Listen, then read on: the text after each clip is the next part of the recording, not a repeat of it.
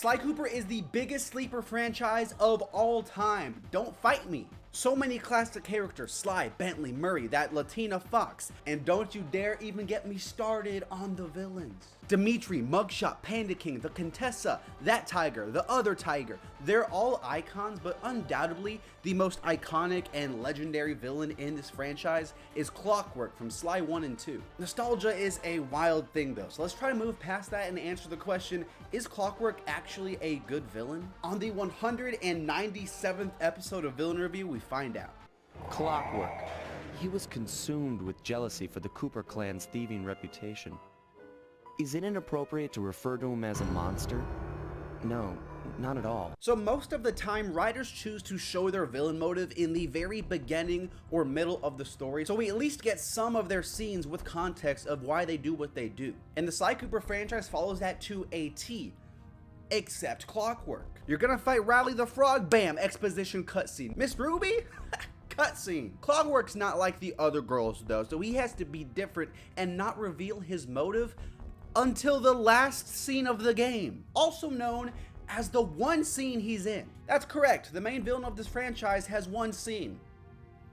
Not a good plan. They try to pass it off as this kind of plot twist, but at the final moment of the game, it's a little too late. Pretty much he's an owl from the Ice Age who is a master thief and the biggest rival to the Cooper Gang, aka our main character Sly's ancestors. I say rival, but really the Cooper clan is like 1,000 times better, leading to Clockwerk holding a strong anger and jealousy towards them. He decides to replace his organic self with high-tech robot parts to turn himself into a cyborg so that he can keep up with the Cooper Gang throughout time. You're asking yourself, how did an owl in ancient times find the most advanced technology in this universe to make himself immortal, only for that technology to only be available once and sought after the whole franchise? I got no idea. The motive is fine in itself, but it doesn't make a lot of sense. It would be one thing if he was killing all of Sly's ancestors, but he only really kills Sly's parents when he teams up with 4 other villains. He's just this one pathetic owl who's jealous of the Coopers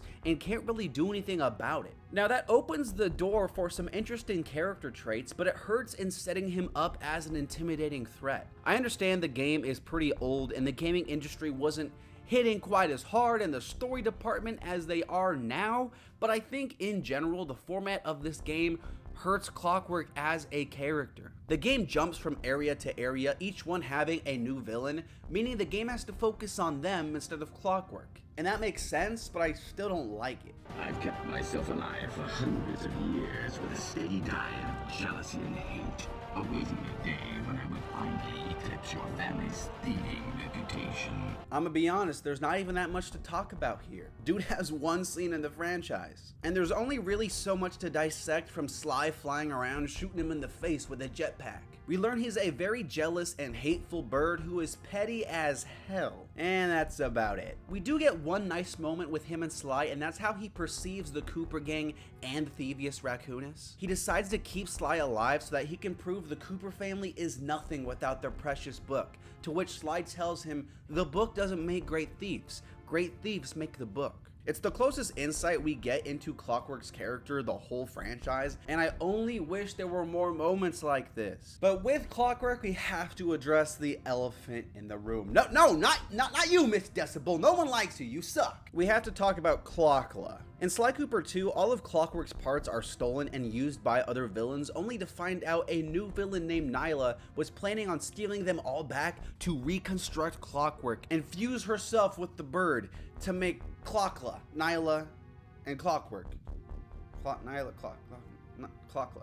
On paper, I think this is awesome. It's a great way to keep the legacy of Clockwerk alive and progressing while giving the illusion of a greater threat, because Clockwerk coming back, it sounds like really bad news until you remember Clockwerk's a punk who can't kill anyone unless he teams up with a bunch of other villains. In fact, I'd say the build-up in Sly 2 to Clockwerk's return is one of the best parts of that game, and I love all those creative ways the new villains use those parts. It makes Clockwerk cooler in retrospect, but also more confusing as to how he got all this magical technology. The problem is, though, Clockla sucks too. Nyla, she's cool, but Clockla, big old L. Nyla loses any resemblance of charisma when she becomes Clockla, and instead just becomes this cringe gas station wannabe Clockwerk that makes me laugh at how hard she's trying to sound intimidating. Say what you will, but Clockwerk is at least cool in Sly 1. He has a great design, his whole level and volcano base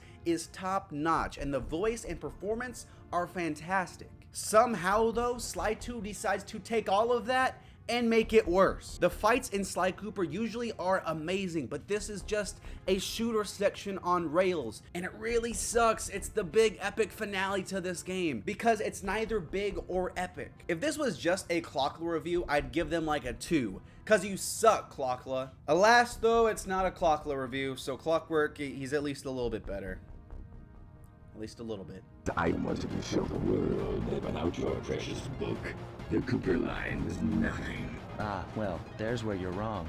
The Thievius Raccoonus doesn't create great thieves. It takes great thieves to create the Thievius Raccoonus. Again, I already talked about his one scene. Obviously, there's nothing to talk about here because he has one scene. It's really absurd when you think about it, but like I said earlier, it's just the nature of the game, I guess. From a story perspective, the first game doesn't make it a priority, and as far as developing Sly and the gang as characters, we really don't get that until games 2 and 3. A lot of the villains are really just one-offs, with really only Panda King and a few others getting some actual development. I will admit it's a nice touch that in Sly 4, Clockwerk is lurking in the background of all the ancestor areas, but I'm kind of torn on his involvement. This would have been the perfect opportunity to get him more involved and give him some actual development. Maybe even Sly could try to take him down here to prevent the death of his dad. Then again, this is a very weird time travel story. On the other hand, I completely understand if the devs didn't want to do another Clockwerk central story, since the first two are like that. Maybe they just wanted to move on. Who really knows? Point is, for the alleged overarching antagonist of the series, it's almost laughable how little screen time he has.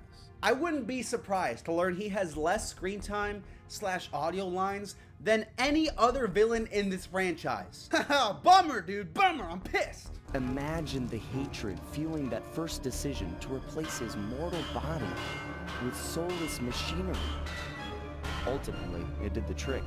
Clockwerk lived on. Clockwerk's design is sick, as well as the voice performance, and his level is actually pretty cool. But the more you think about it, the more it sucks this guy doesn't get enough attention because the potential is there. Aside from the fact his lore makes zero sense, it's not even like I have a ton of complaints with him, it's just he's barely there. There's not much development or really anything for the character. It's such a bummer, dude, because I love this franchise, but looking back at him from an objective point of view, he's underwhelming. I think I'm so mad because the potential is so high and he never got close to getting there. So many villains in this franchise are way better than him in almost every way. And don't even bring up Clockla.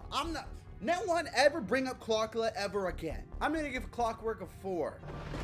What kind of person stays alive for hundreds of years with the express intention of wiping out a rival's family line? I hate saying that. I really hated that. I think when I started this review, I thought he'd get like a 7. I'm pissed now.